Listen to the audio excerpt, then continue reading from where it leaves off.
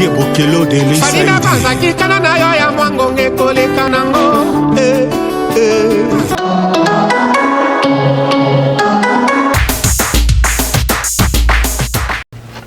Nous avons été aimés dans le monde entier, particulièrement l'Afrique de l'Ouest. Et là où il est mort, parce qu'avant de mourir, il avait dit, c'était en 2016, que je mourrais sur le champ de bataille.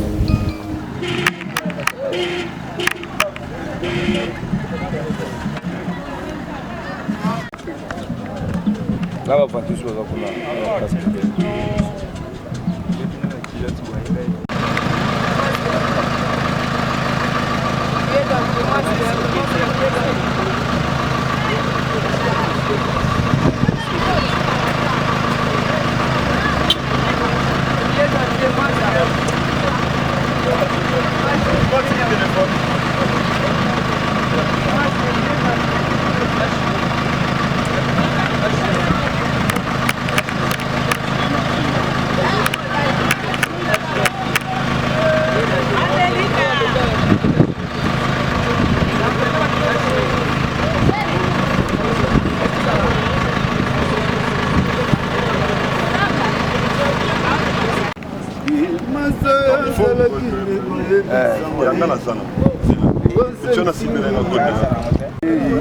Ah, tell them like not here. Oh, when you go. What's the move now?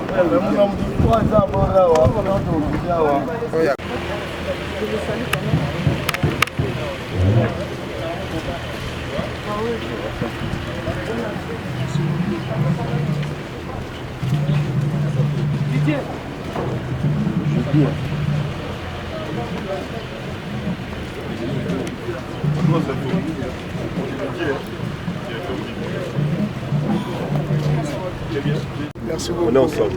Je descends tout à l'heure. Ok, il n'y a pas de problème, merci.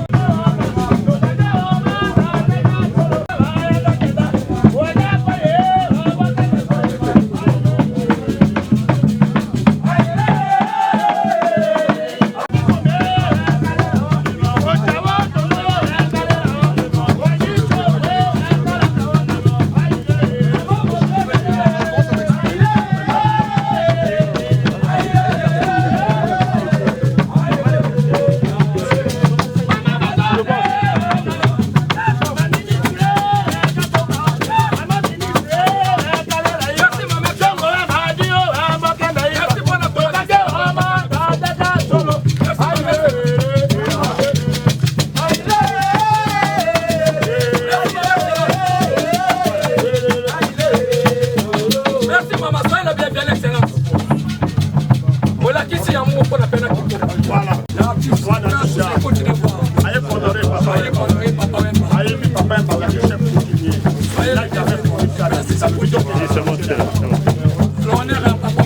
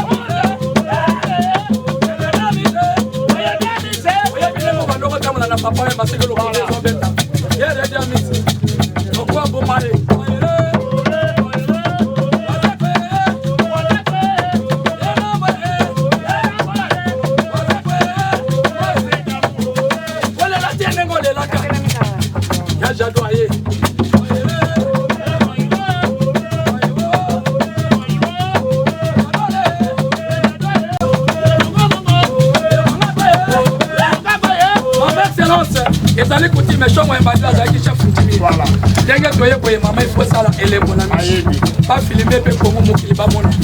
Ochi awa. Oto so machaba mi balé. Kana ko chef foti. Foti kaye. Ata papa Félix wa se paye bien. Akoye mataki chef foti. Na yeto so ngabo mo exacté. Ata ba mi balé.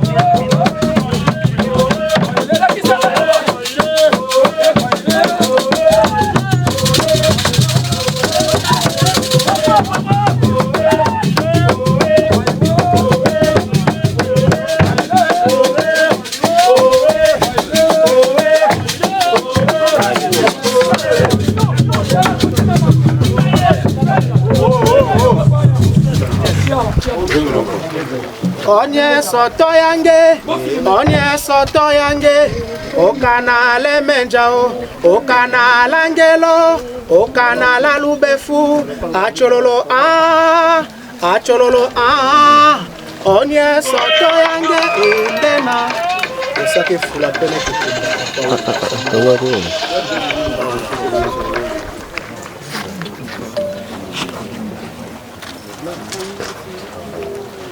Ngana matina ngomba kolukelo ngina yawe na bapasi nanga ngama umuna yo yawe yanolanga ata pasata minyoko ata nzala takozanga tia elikiana yo epaila Yesu Mesia Colonna Biano.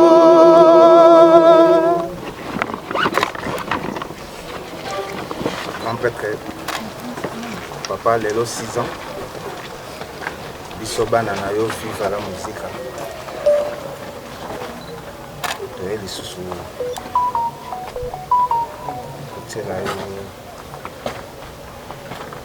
fololo, ndenge baba bana lingala. Album na biso c'est Bimaki.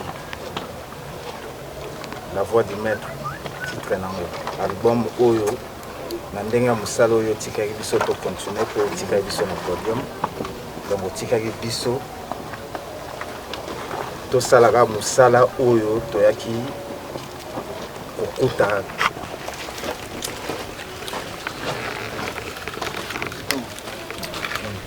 Donc vive la musique en ayo, et ça toujours, toujours.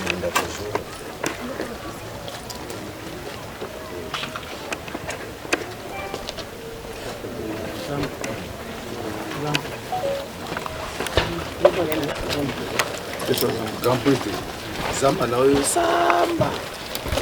Yo papa Toro jamais pour bosana wa ta que 6 ans déjà amour tout ça il a mouvement na toujours. Ndenge observe biso to continuer, tout ça va continuer. Ti suka. Ça il papa toka et à son âme. En tout cas ça va bien. Le pele na o. Kinga ndenge lo baka na bolembo nyonso. Komaka na bolembo nyonso to ça. Et ça biso force donc toi na 3 productions. Tout ça là. Casse au plus.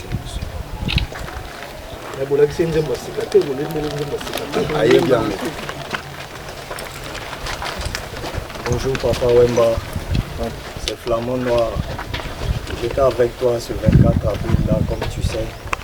Et Dieu merci, j'ai pu faire le déplacement aujourd'hui. Je suis devant toi. Je suis venu t'honorer avec toutes les personnes qui t'aiment, avec ton orchestre, avec ta famille. Merci beaucoup pour tout ce que tu m'as appris. Merci pour ton humilité. Repose en paix, papa.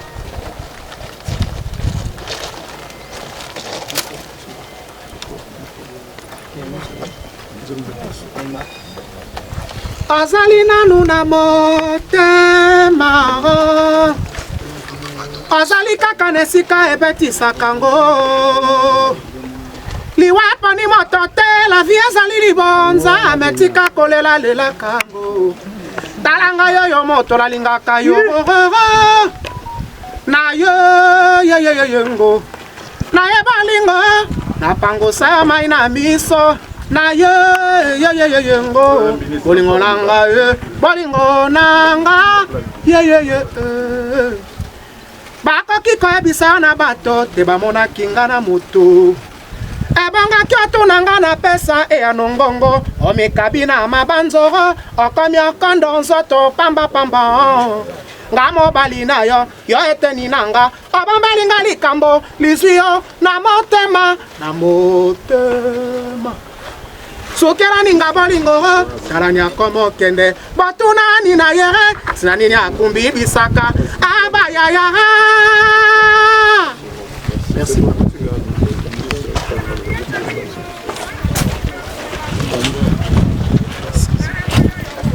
à tout le monde. Bonjour. C'est un jour mémorable pour la République démocratique du Congo, pour l'Afrique aujourd'hui et pour le monde entier. Parce que nous avons notre icône, Papa Wemba, que nous avons tous aimé, qui est reconnu aujourd'hui par le monde que grâce à lui, la musique congolaise, la musique de l'Afrique est reconnue dans le concert du monde. Papa Wemba est reconnu comme une grande icône de notre pays parce qu'il a contribué à la valorisation de l'identité de notre pays par les chansons.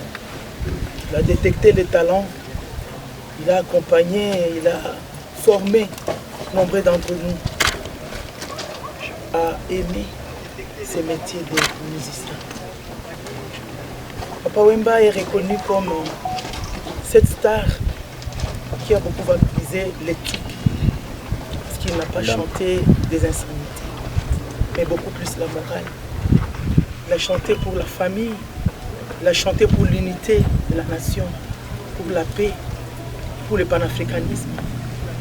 Voilà que grâce à nous avons été aimés dans le monde entier, particulièrement l'Afrique de l'Ouest, et là où il est mort, parce qu'avant de mourir, il avait dit, c'était en 2016, que je mourrai sur les champs de bataille. Et il n'est pas besoin de revenir sur l'histoire maintenant. Tout le monde sait que Papa Wemba était mort comme un grand soldat, parce qu'il était en train de faire son travail. Comme un prophète, ce qu'il avait dit, c'était accompli. Il est parti aujourd'hui, voilà que nous l'entourons. C'est signe de beaucoup d'amour et de beaucoup d'attachement. Personnellement, je sais que le mort ne sait rien. Mais lui, en tant que star, il continue à vivre à travers ses œuvres, à travers nous qui venons présenter nos fleurs pour témoigner de l'amour. Je sais que Papa Wemba ne mourra jamais, parce qu'il est toujours vivant au-dedans de nous. parmi nous, au Congo, en Afrique, au monde entier. Je voudrais remercier la présence d'Assalfo, alias Magie System, pour sa présence ici. Nous savons qu'il y a un grand festival qui a été créé désormais en Afrique et en Côte d'Ivoire, en mémoire de Papa Wemba. C'est déjà une icône africaine. Aujourd'hui, la journée de 24 avril est reconnue comme journée africaine de la musique. Papa Wemba a contribué à faire connaître la musique du Congo. La République démocratique du Congo a été obligée d'acquérir la résidence de Papa Wemba. Pas parce que c'est une résidence impressionnante, mais parce qu'il y a tout un souvenir, beaucoup de souvenirs de Papa Wemba dedans. Il a vécu là-bas avec sa famille, il a vécu une vie de famille, une vie professionnelle dans cette maison. Et nous voulons l'immortaliser. Nous voulons l'immortaliser, pas parce que c'est seulement Papa Wemba qui a existé, mais au moins toutes les générations de musique se retrouvent dans Papa Wemba. Et donc aujourd'hui, nous venons nous incliner en mémoire de Papa Wemba, mais beaucoup plus pour perpétuer ce qu'il nous appelait à faire chaque jour. Pour que nous puissions réveiller cette République démocratique du Congo valeureuse. Parce que nous avons tous la responsabilité de travailler pour l'importance de notre identité. Mais il nous a toujours dit de nous aimer les uns les autres, de faire toujours mieux chaque jour et d'apprendre. Parce que un oiseau qui ne vole pas vers d'autres milieux ne sait pas comment les choses évoluent. Et lui, il a été là parmi les gens qui ont permis à la jeunesse congolaise d'aller découvrir les autres espaces. Et là-bas, là où ils sont en train d'apprendre pour venir enrichir notre pays et enrichir l'Afrique. Donc nous avons la fierté de venir nous incliner. Nous pleurons parce que nous sommes humains, mais nous savons qu'il nous a laissé beaucoup de richesses. Je sais qu'à partir de cet acte, nous allons encore témoigner de beaucoup de cohésion et beaucoup de paix, et surtout d'un travail parfait. Je remercie tous les artistes qui ont été avec Papa Wemba et qui continuent à perpétuer les œuvres de Papa Wemba. Ne vous fatiguez pas. Vous les artistes, vous êtes éternels parce que vous ne mourrez pas. Et voilà que nous avons besoin de vous porter comme les précurseurs de la vie, les précurseurs de l'unité, les précurseurs de l'industrie culturelle et les précurseurs finalement du développement. Nous allons faire cet acte ici. Nous allons aller faire une visite guidée à la résidence de Papa Wemba. Et les soirs, pour ceux qui pourront avoir accès, nous allons essayer un peu de nous rappeler de son répertoire. Merci à tout un chacun. Que ça soit une fête et non pas un deuil. Parce que Papa Wemba nous a appelés vraiment à la joie. C'était un sapeur, un amoureux de la vie. Il nous appelle à aimer la vie parce que la vie, c'est l'unique chose de précieuse que nous avons. Et donc aimons la vie en nous rappelant de Papa Wemba et en perpétuant ce qu'il nous a appris. Je vous remercie. Merci beaucoup. Excellent. Nous savons tous combien vous vous battez pour notre culture. Papa Wemba n'a toujours pas ouvert à la hauteur de sa revendication. Nous sommes avec la journée africaine de la musique est déjà reconnue. Si nous voyons les gens de Fémoua, il faut arriver ici. Le président de la République, son Excellence M. Félix-Antoine Tshisekedi, quand il était en train de gérer les mandats à l'Union africaine, a tellement valorisé la culture et que pendant son mandat, cette journée est reconnue comme journée africaine de la musique. C'est un succès et nous devons en être fiers. C'est pourquoi ça ne pouvait pas passer inaperçu. Le monde entier le célèbre. L'Afrique célèbre cette journée et nous sommes propriétaires de cette journée. Nous la célébrons avec faste. Cette solidarité au peuple congolais et partager ces moments d'émotion avec toute la famille Wembadio et tout le peuple congolais. Moi je suis là aujourd'hui au nom du commissariat général du FEMUA, mais aussi au nom de toute la Côte d'Ivoire, pour dire que c'est un attachement. Nous avons un attachement à la personne de son vivant. C'était quelqu'un de qui j'étais beaucoup proche, quelqu'un avec qui je parlais beaucoup. Donc aujourd'hui qu'il n'est pas là, chaque fois que le temps me permet de venir se recueillir sur sa tombe, c'est vraiment avec honneur que je viens le faire.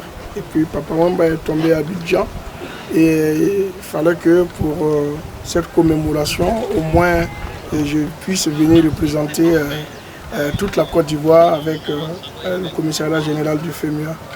Donc c'est quelque chose qui va se perpétuer. En tout cas, chaque année, chaque fois que le temps nous permettra, on sera là pour commémorer cette journée-là. et à la suite de Madame le ministre dire que nous allons encore promouvoir cette journée pour qu'elle soit dans la mémoire collective de tous les Africains, dans la mémoire collective du monde entier, que cette journée soit célébrée comme il se doit, afin qu'on rende hommage à un digne fils de l'Afrique. En tout cas, merci à Papa Wemba pour ce qu'il a fait pour le continent. Et comme c'est écrit sur la gerbe de fleurs du commissariat général du FEMIA, c'est toujours qu'il sera gravé dans nos cœurs et dans nos mémoires. Que son âme repose en paix.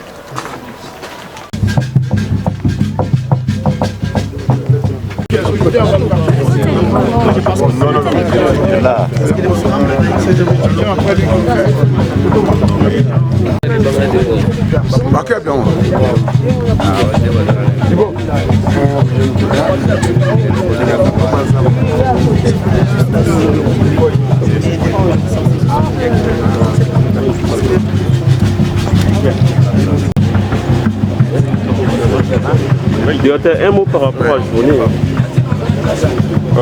Bon, ça fait toujours mal 6 ans après. Kozonga, Kotala, Esika, Bakunda Papa. Ça fait toujours mal. Tu es aussi la quitte ta personnalité, mais tu es né pour rendre hommage, pour penser naïe pour ces 6 ans. Donc ce soir, Viva, à honorer à Pullman, dans le cadre de la journée africaine de la musique. Et puis, dans ma tournée, comme les amis fief naïe, tu as un site à Bracongo et puis tu as la place sur le côté de Moloka, il y a un site à Bracongo. Donc c'est tout ce que moi je peux dire ensemble. Merci beaucoup. Merci. Bonjour. Un mot par rapport à la visite et à la tombe de Papa. Bon, yo ebiga maman on des alara. De les am colonae. Les amis mon colonel on des koina biso na Abidjan. Donc passe na motema na va tout expliquer les comme motema. Donc le autre journée dans des commis journée Papa Wemba to au salon on a inter. Et puis il y a un couloir, voilà, plaisir, on est à déité, mais comme il fait. Merci beaucoup. Pas sali trop. La dit peut floquer la kilo. Merci.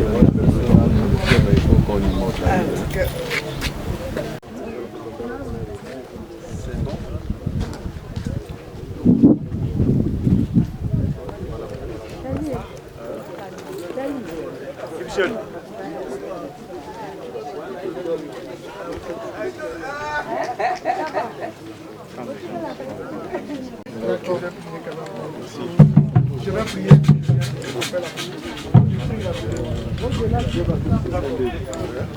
Salut, Fé.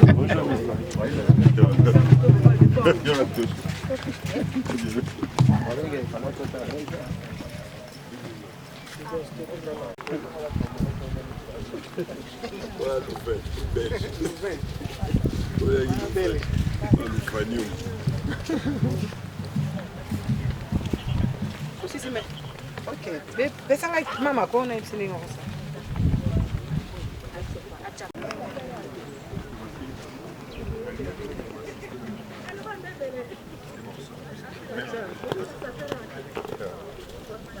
Parce que comme ils ont limité, ouais, bah tout ok. Donc c'est moi je mange en donc comme il a la main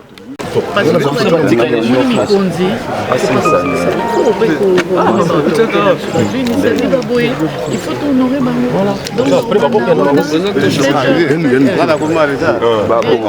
la photo bien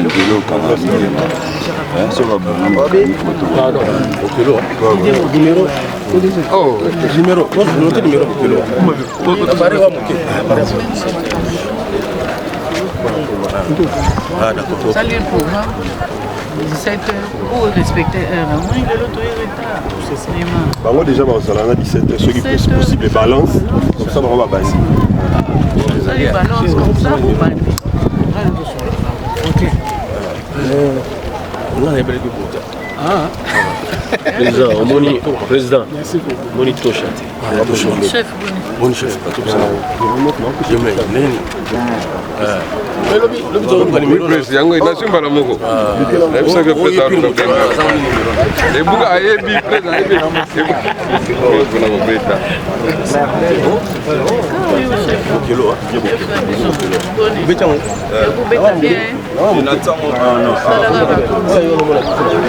Vraiment initiative c'est bango basali na kambo nango ya extraordinaire te tolaki viva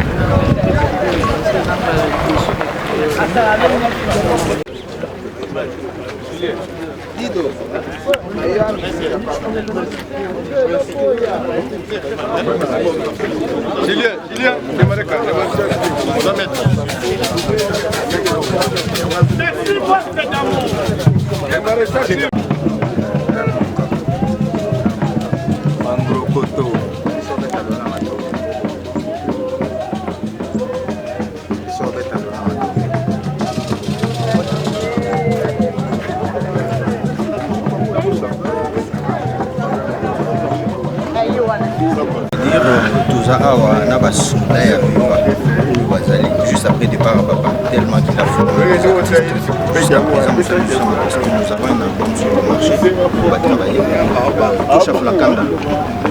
Vous êtes parmi les doyens qui a vécu à la musique. Avant qu'on en parle, peut-être qu'on parle de la musique, 6 ans après la mort.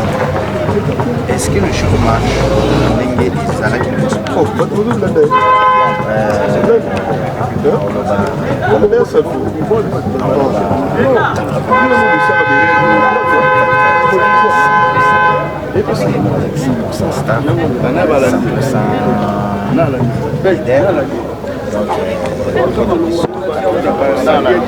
Ça marche tout. Les lots, 6 ans après, de façon on va honorer 24 Oufa, c'était un certain dimanche, on a 5h, 6h. Les lots, tout ça, on a l'école 6 ans après. Est-ce qu'il y a honneur on va honorer papa après départ? Est-ce que vous y attendez à ça par rapport à la réalité nettoyée? Parce qu'avant il y avait un musicien, on se fait en tout cas, on peut savoir merci. Merci. Surtout la ministre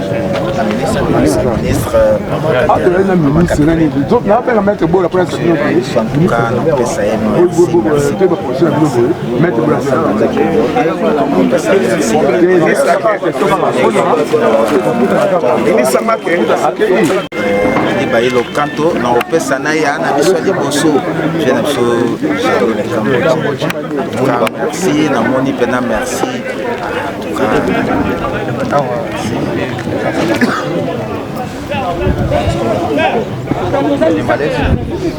non bon yoyebi journée oyo ezalaka na esengo na mawa oyebi awa toza na nécropole eza place ya esengo mingi mpenza te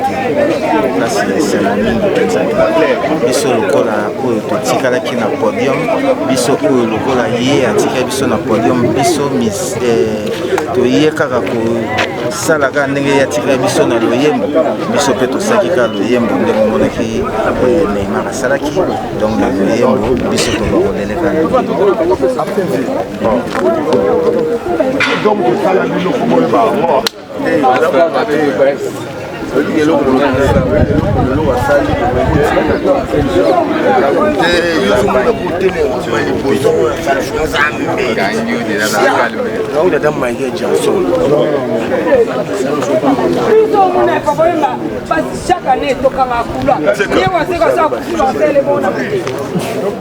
c'est grâce à vous qu'on a pouvoir parler de lui, revivre les bons moments. Merci à vous aussi. Merci madame. Merci. Désolé. Hein. Non, ça dérange pas. Merci. On peut se prendre une photo. Je ne sais pas.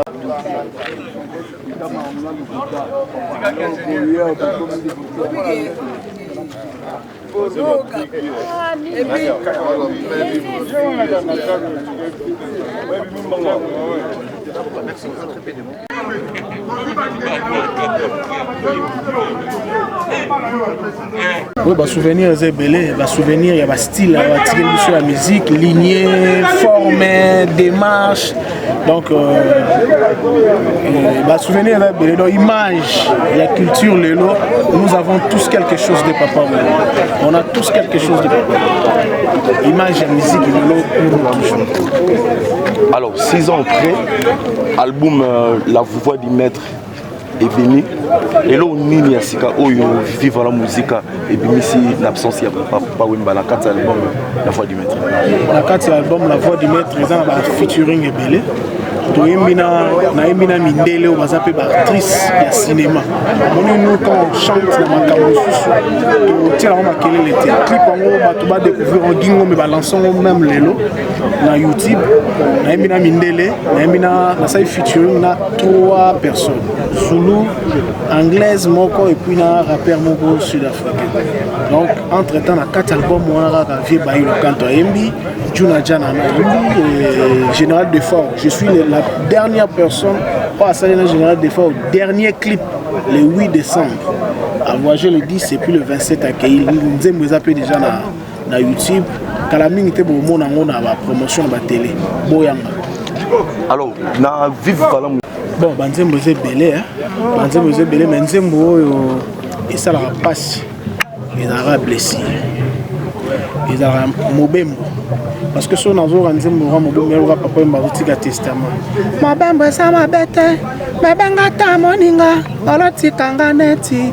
Moyezanga ndeko patience nanga ezuluki. Olobaki ok voyage. N'est-ce pas aller na retour. Yo sali aller. O annulé retour. C'est comme si aïbaki. Olobaki ok voyage. N'est-ce pas aller na retour. Mais yemo va sali aller à annuler retour. La chanson na mobembo. Ils ont la. Donc ça fait mal. Donne un message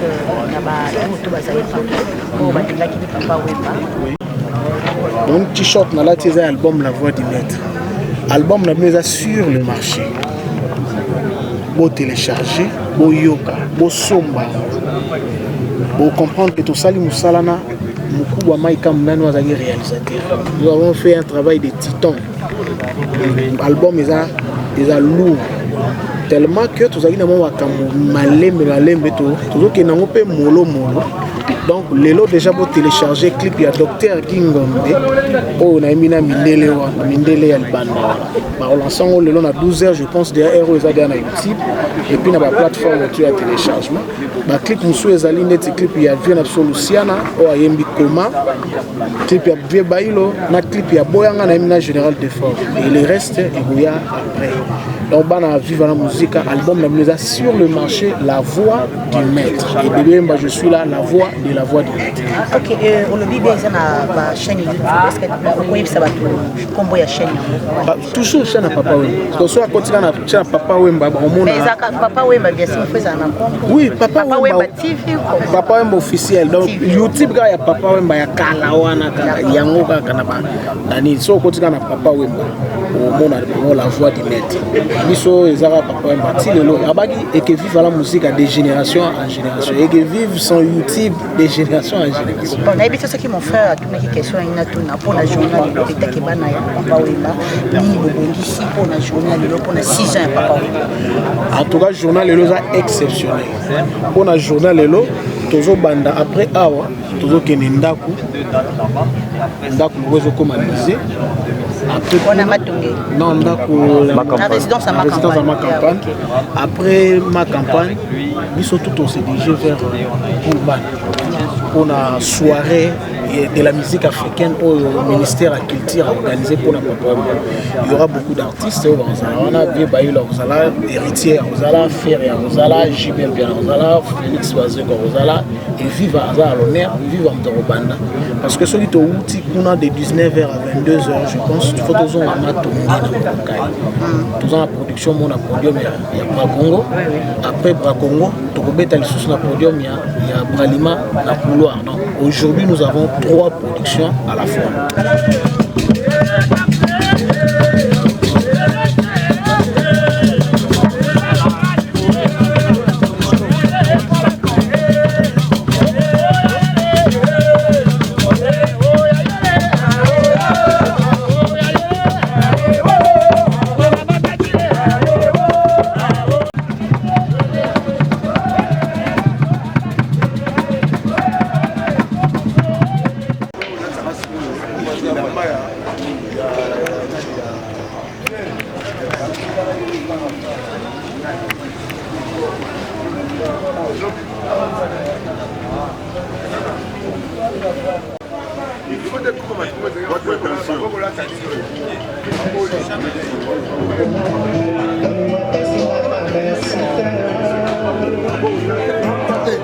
C'est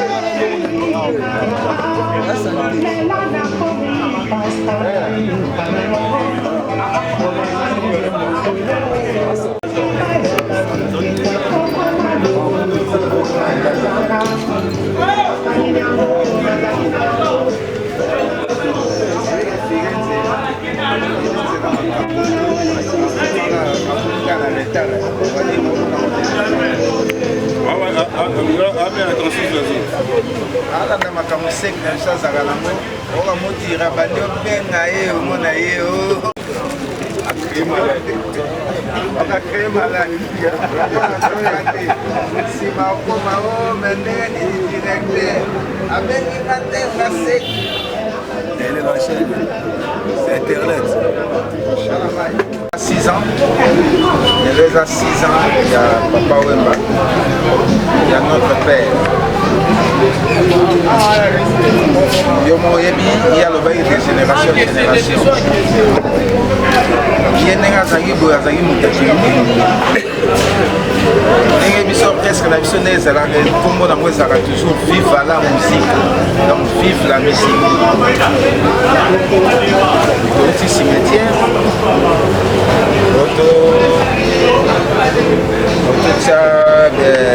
Jacques de Fleur na biso na tomba Papa Wemba toye awa tozokabola mwa moko po ekitisa mwa motema po toloba torolela su te donc toloba torolela te po tolobaki la voix du maître donc torolandaka sur la voix du maître donc na nzela ya maître yango biso tolanda yango mona vivre la musique toujours donc nde toza boye pemi depuis air moko tokende grand hôtel 17h biso lokola toza baprofessionnel donc kaka na ndenge kaka na nzela maître tokende balance tokoyemba po vivre la musique, vivre la musique. Donc, faire vivre les sous musique, voilà. Répertoire et à grand prêtre. Donc, voilà, en tout cas, on peut savoir merci à tous. La bureau, la biso. Na directeur Didier Bokelo. Na. Tobetana Didier Bokelo na Sekama.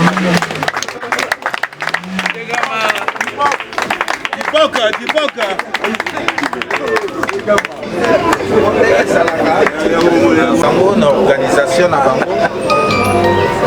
ndenge kaka esalaka nde balobaka tant bien que mal po omoni bato mosusu omona bakanisa bango ndenge eza eosimba te me yango esimba donc la voix du maître ebimaki ozoka album danger omona mpe organisation na biso pepele ndenge kaka esalaka eza grâce na bango na grâce mpe ya manager na biso Corneli Malongi donc ndenge eza totombola tobayeta mwa moko eke viva la muzika eke viva Papa Wemba mpona bino nyonso chinchi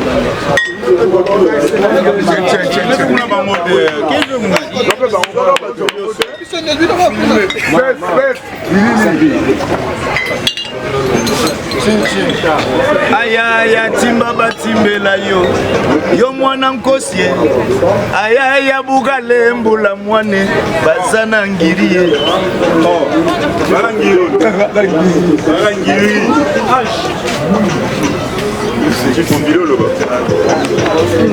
na miteli na talata na miyokeli bawa eske Didier Bokelo de l'Inside. Salina bazaki kana na yo ya mwangonge koleka nango.